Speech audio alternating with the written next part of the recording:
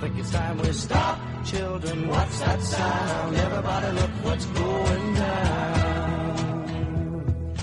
I am on a drug. It's called Charlie Sheen.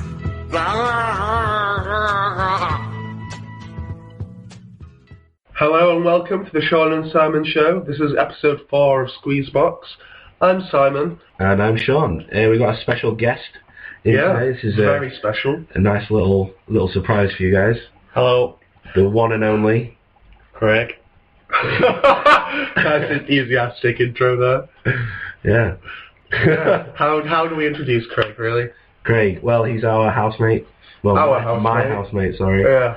Good friend of mine, been really supportive of the show. Yes, we really appreciate it. We love his ideas on things. Well, you're very welcome. Don't look at me like that, it's a bit creepy. Apologies for my sore throat again. If you've listened to Fill Me In, then you'll know it's not sounding too good. Apologies from my end as well. You've got a poorly Sean and Simon this week. Craig's alright. You're making a big deal of this. I had it. I had it for like 2 days, was it? And then I was fine. Yeah, but it floored me, right?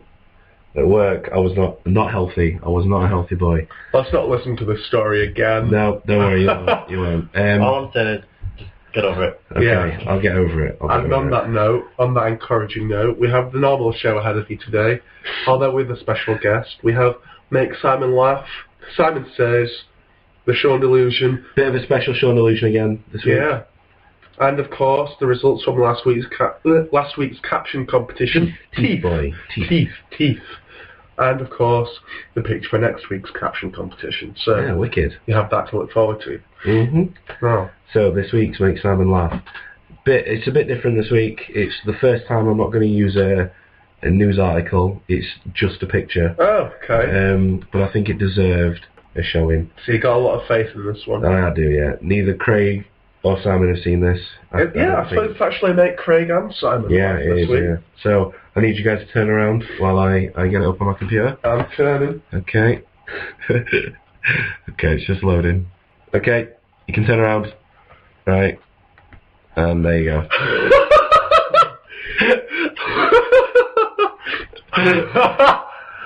That'll be put on the YouTube video for you guys to see. That's picture brilliant. of Arnold Schwarzenegger. His hand is way too big. It is actually, isn't it? And it says, "Hey Arnold." He hasn't got the football head though. Just look at that. From the Hey Arnold from the popular TV show. His forehead's Arnold's normal head. I think. Was it American? Yeah. Yeah, I guess if it was English it'd be rugby ball head. Rugby, yeah, it would. But that doesn't roll off the tongue by the same way. Anyway, so that's this week's Make Simon Laugh. Moving on. Yeah, we have Simon Says now. Simon Says, for those of you who have listened for the first time this week, is a feature where I give Sean a saying or a mantra, a proverb. Something that he thinks that I should build into my daily life and live by, basically. Every time, I expect Sean will question this logic, because he likes to sort of ignore the advice that I give him. Yeah. And this week, Simon says, don't judge a book by its cover. Yeah. What's your problem with this? That's thrown me a bit. So silent. That's thrown me. I don't know why. I think that you can judge a book usually. Right, how? Well, look at the Bible. I'm looking at it. It looks long and boring. And it is. That's a very good point, and I agree with you. Okay. But, you see, maybe when it comes to books, I know the analogy, I know it's trying to say something. Yeah. I've heard it plenty of times, everybody has. It's trying to say, don't judge people by their outer appearance. Yeah. Okay? Yeah, that's what it's saying. Now, I don't think that maybe applies to books. No. I agree with you. I agree with you on a literal level. It can apply to books.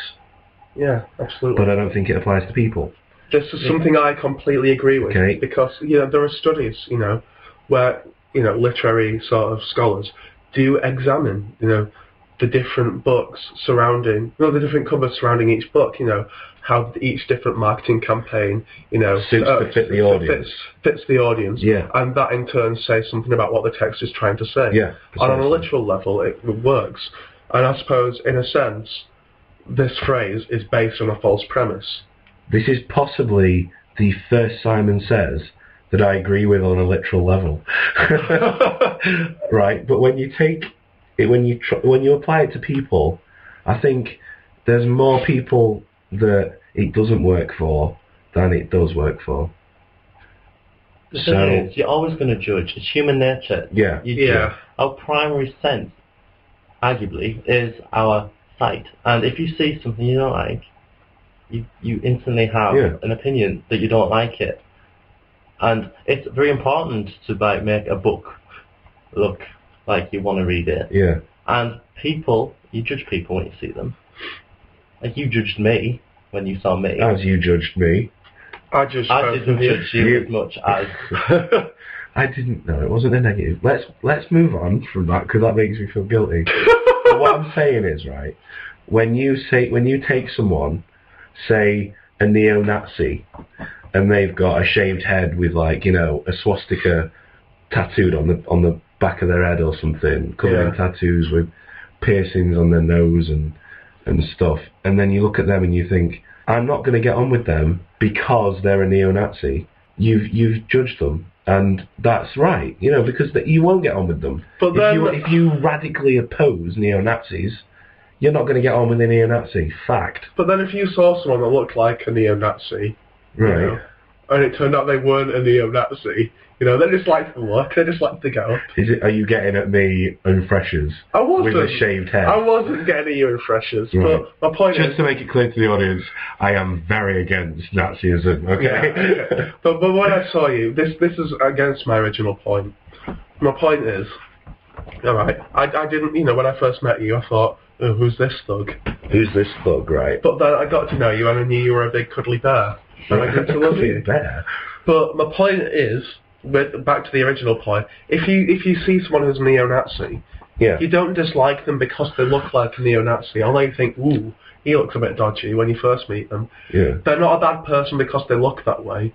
They're a bad person because they act that way. And you don't know how they act from the way they look. No, but sometimes, like my point is, I saw you when I first met you, and I thought, oh, I'm not going to be friends with that guy. But okay, no. What I'm saying is, that situation. I said there are exceptions to the rules. I don't remember you saying that. I said it's more often than not. More often than not, all right. A person's outer appearance portrays what's going on in their head. Okay, but you can't always judge people based on that. You can't always do it. You can't always do it, no. I'm not saying you always should. I'm just saying, more often than not, a person's outer appearance portrays who they are as a person. Okay, yeah. And when you link that with a book, there's so much going into the psychology behind marketing and things like that. Yeah. Like I said, it's the first time it says, or I agree with it on an actual literal level. Yeah. So I genuinely don't think that you've got no choice but to judge a book by its cover or a person by their outer appearance. At least make an initial judgment, but don't rule people out based on that. I think that's the point. I disagree. No, you see someone with a swastika tattooed on their forehead. That's a bit. You're not going to get to know them because you know what the swastika means. Okay. Okay, right. You need to judge from a point of view where you're not going to approach someone who looks like they're going to hurt you. Yeah. On that level, you do judge, and then you make a conscious decision not to go over. Now, but then again, just because they look like they're going to hurt you doesn't mean but surely you are being safer by not approaching them. What if because there's a chance they could hurt you. What if they've got a hoodie on, they look like yobs? I sometimes wear hoodies, and I wouldn't hurt you. Yeah, again though, more often than not, people who hang around on street corners with their hoods up in a big gang, you're not going to approach them. You approach them. What are the chances of them going, all right, mate, do you want a fiver?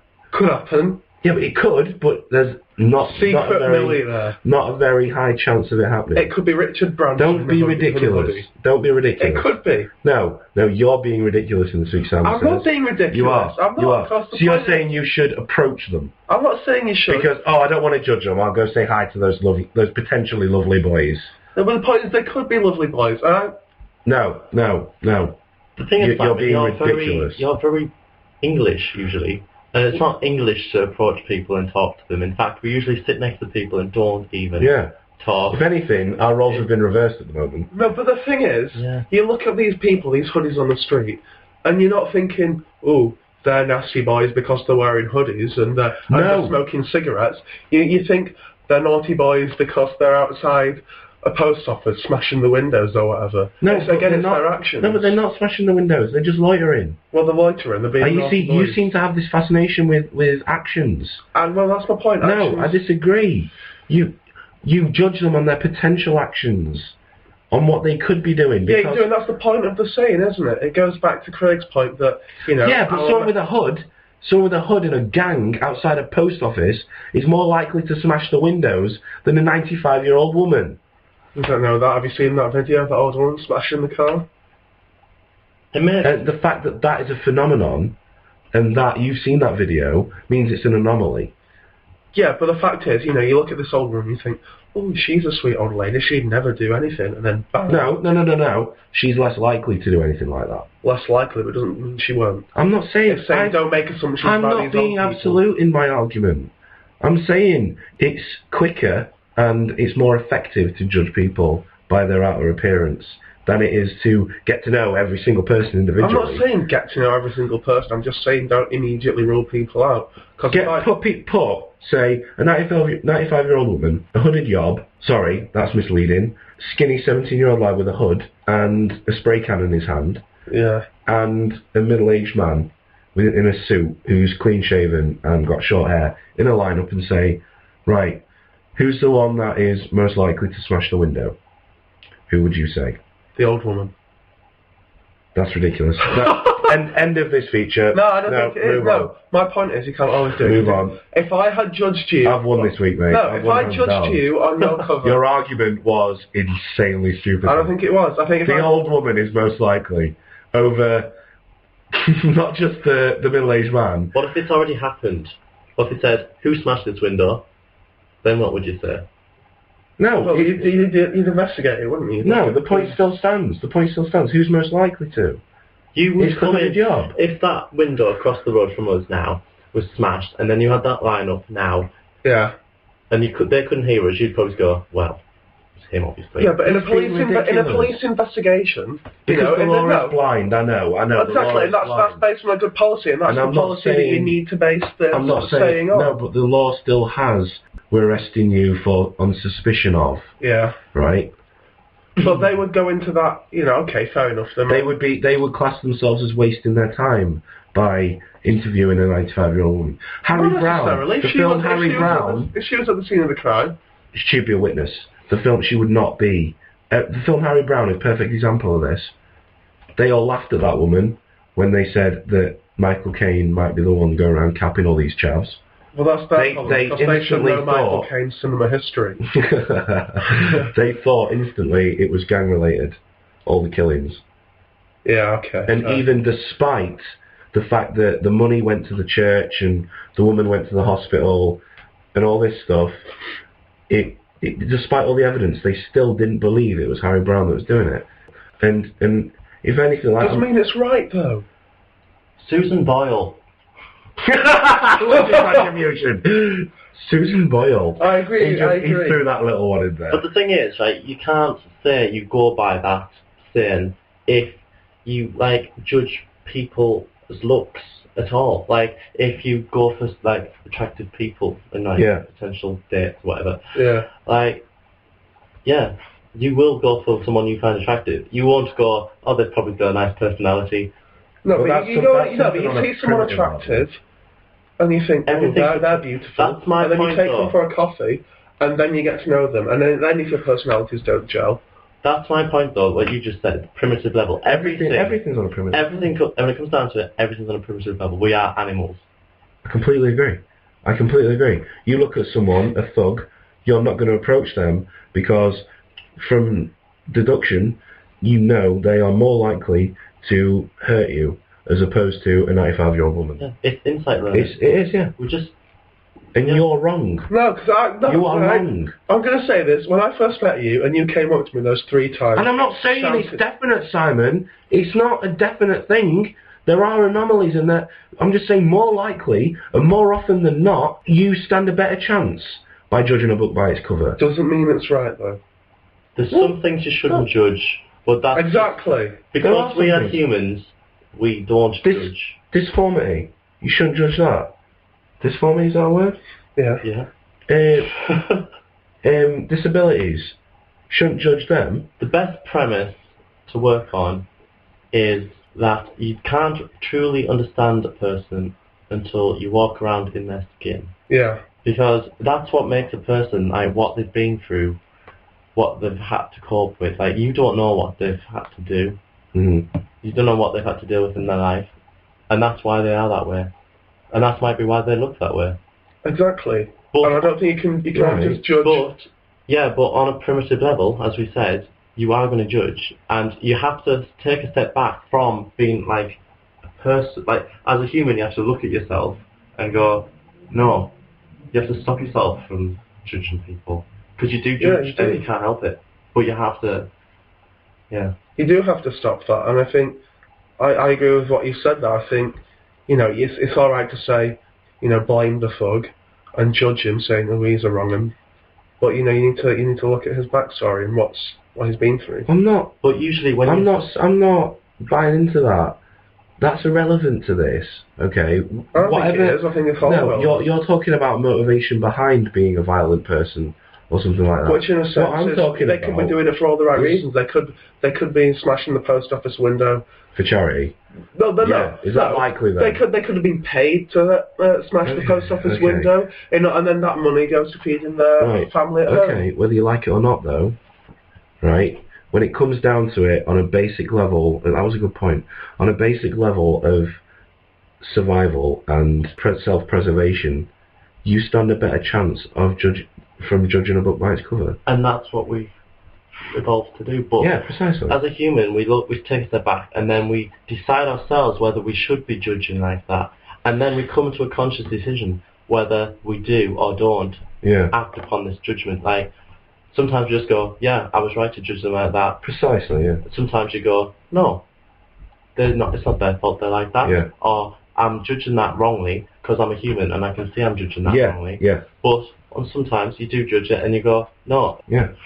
Who do you agree with that? I don't think either of us won. I think I won. But I definitely don't think you won that. I don't think he won. We can't draw it again, though. I think we can. I think I made the best point. But I think we should give it to Craig. I think Sean agreed with me most, but I think I made the best points. 1 to me and 1 to Craig. Yeah. I'm drawing with a guest. I will take on Craig's points. What? I will take that for the team. No! How does that work? It just does. It makes sense. That does not work. No way. That is definitely... Help me out here, man. Okay, 3-1. Let's go on to the show. Delusion. You had the best points that most agree with mine. But whatever, let's just move on. No, I'm not moving on. It's just a silly game. Oh, that's good radio, isn't it, if you're not going to move on? We're going to keep on arguing, are we? Okay, it's 2-2, so let's move on. No, it's not good radio. Don't make it good radio. No, don't make it. We'll move on to 2-2. No, it's not. No. You see, you've taken my role this week. Throwing your toys out of the cart, saying no repeatedly when you don't get your own way. Well, you can't just say ridiculous statements like the granny's the most likely. You have been ridiculous. No, because she's reclaiming the passion. For that point alone, you shouldn't get the point.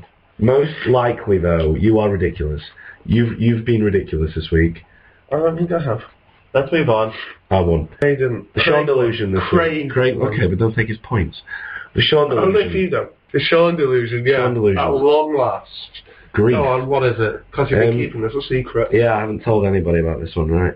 So, for anybody who doesn't know what the Sean Delusion is, it's basically where I come up with a crazy theory or a crazy idea that can't be disproved, You don't know if it's real or not. You know, it's one of these things that's completely just theory.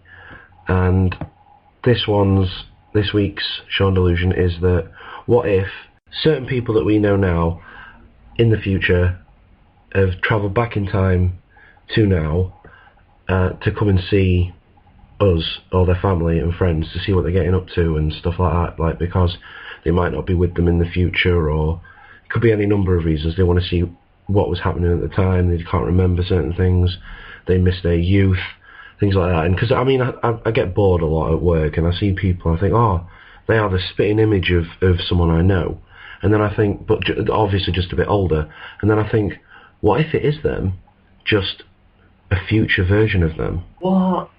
Right? What? Like, that's so radical. That was by far not the craziest one I've ever done, Craig. I mean, you should have heard the others. In fact, you have heard the others. I mean, it's not exactly like time travel's ever been discussed before. It has been discussed, but... One of the rules is they're not allowed to talk about it or say anything. And potentially, I've even been thinking about this, maybe once they travel back in time, they have to then live the rest of their lives here in this time zone. It's true though. I mean, I look at people and I think, oh, you know, they look like someone I know now, just older. I think that's just because people look alike, Sean. No, but, and then I got thinking, that could be. People in the world that look like you. I've got this theory where there's only a certain number of, like, casts that people can have.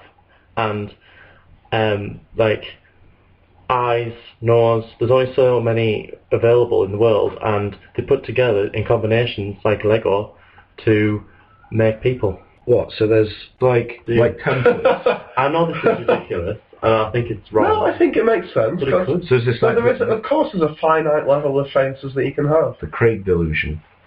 So what you're saying is I keep thinking it though. There's like loads of templates, and you kind of just change it a little bit. Yeah. Yeah. I actually agree with that. I think it's got a lot of currency. You know, because there's not going to be an infinite number of faces. Yeah. I guess the time. I would really like that though, because it's possible though. I don't think it is. I don't think we'll ever. Yeah, but how do we know? How do you know? You could develop the technology. One thing that springs to my mind when you said time travel, that Chaplin film. Yes, yeah. The phone. Yeah, that was it an old woman who was phone and it just disappeared? Well, it looks like a man in drag. What we'll do is I'll put the link in the info on the video. Please do that because it's incredible. To the Charlie Chaplin video.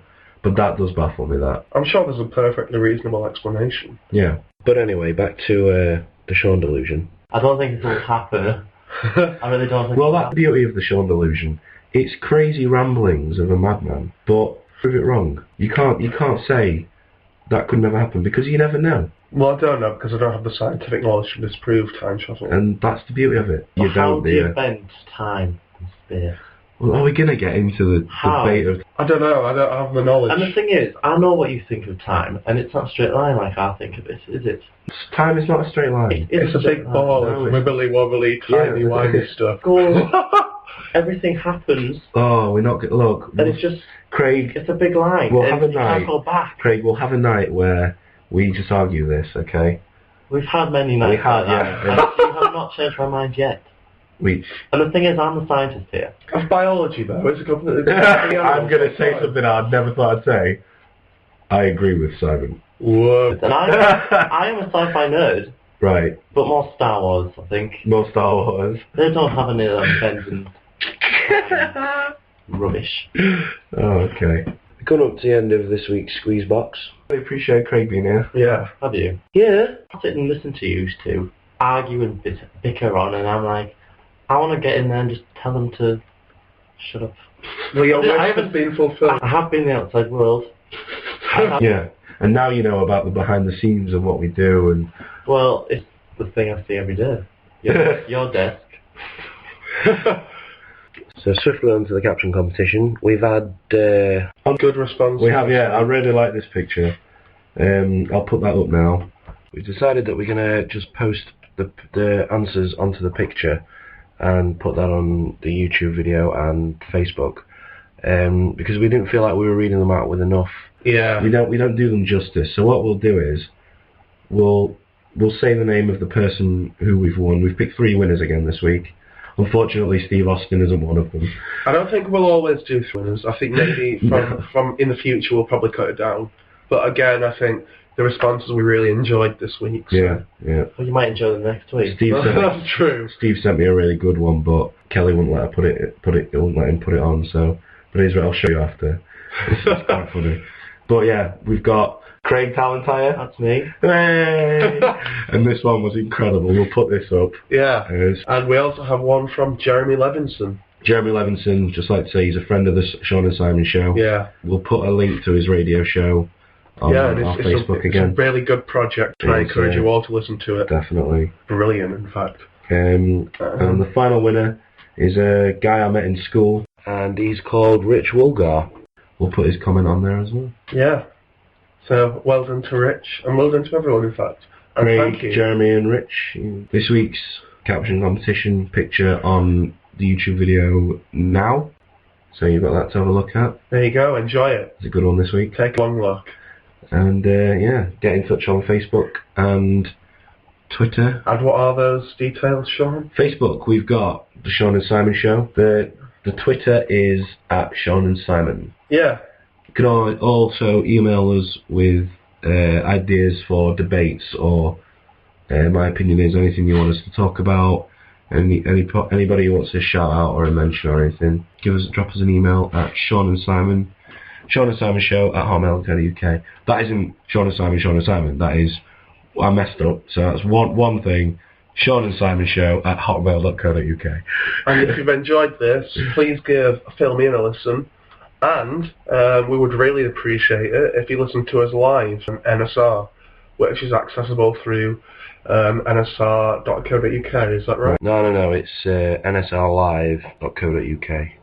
So we've got Craig in the room for a few more minutes. Anything you want to say? Oh God, you put me on the spot now. Have you? The pressures of podcast, mate. I don't know what to say. I'm gonna make you delete this now. Okay. Well, it's goodbye from me. I've been Simon. Craig. No, you've got to say it. Oh, I've been Craig.